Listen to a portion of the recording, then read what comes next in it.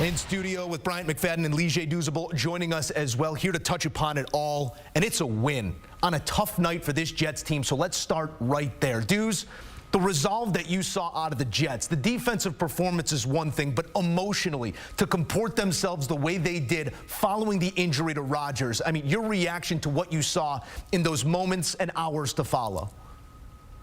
Gutsy, Moose. Just gutsy. I mean, they've literally taken on the persona of their head coach. All gas, no brakes. I mean, they could have literally dropped their heads, right? Aaron Rodgers, 4-time MVP. You literally brought him in to win a Super Bowl.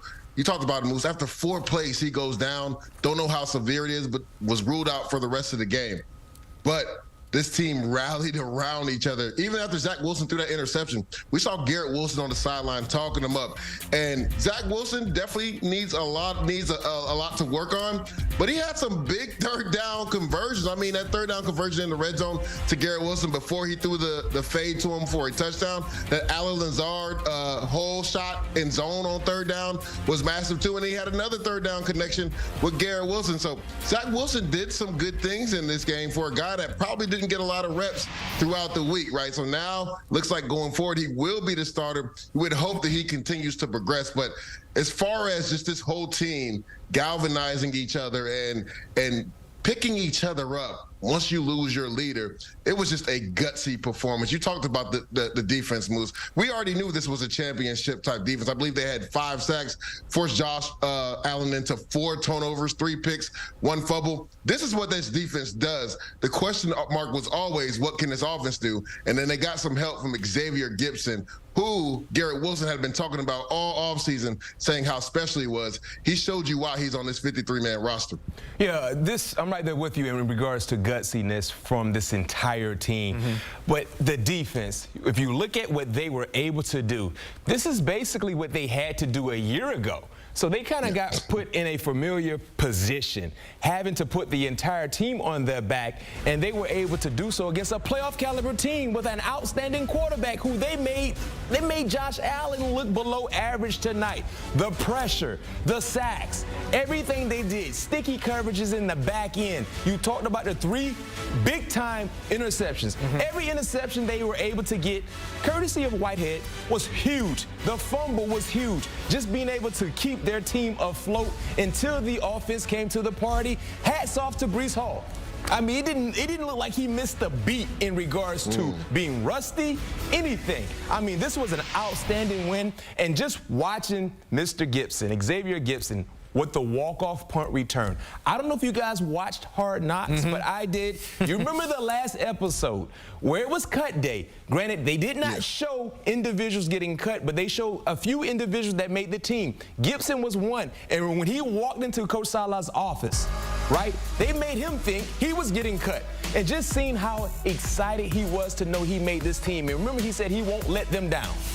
And guess what? In the biggest moment in this ball game, 82 undrafted free agent walked off, huge game-winning touchdown. If you didn't know who number 82 was before that punt return, I'm willing to bet you know his name now, and you might as well get used to hearing his name throughout the course of the year in regards to special teams opportunities. I didn't like the little rope-a-dope they pulled on my guy. I'm just going to leave it at that. I didn't like it either. My blood pressure was a little too much for all of us. But he finds himself in a moment of euphoria here.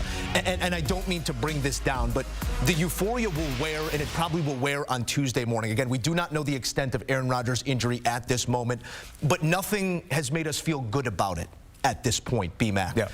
We just got a glimpse of what this team might look like without Aaron Rodgers, with Zach Wilson back at the helm.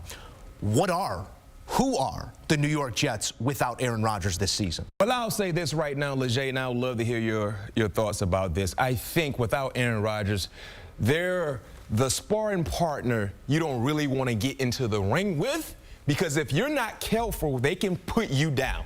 Remember, as a boxer, you never really boxed before. If you watch the sport, most guys who pick out a sparring partner, they pick out a guy who can give them a great challenge in the ring, but ultimately, I can beat you. I have enough to beat you. The Jets, they're that sparring partner.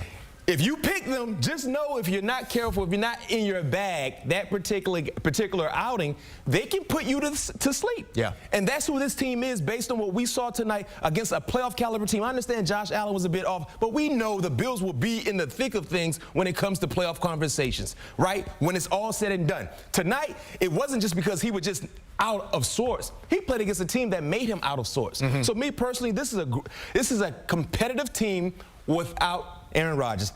They don't have championship aspirations. I'm not going to say that without Aaron Rodgers. I got to keep it real. But this is the team that if you're not careful, you think you got an easy win because you don't have Aaron Rodgers, you're not facing against Aaron Rodgers, you will get the same thing the Buffalo Bills got tonight. And guess what? They're on the canvas sleep right now because they were not prepared to go to war. Yeah, there was a lot of intensity on that team offensively, specifically defensively, as we take a look at some rarity overtime punt return touchdowns. Xavier Gipson joining a list that includes, you see the man, P2 doing it back in 2011.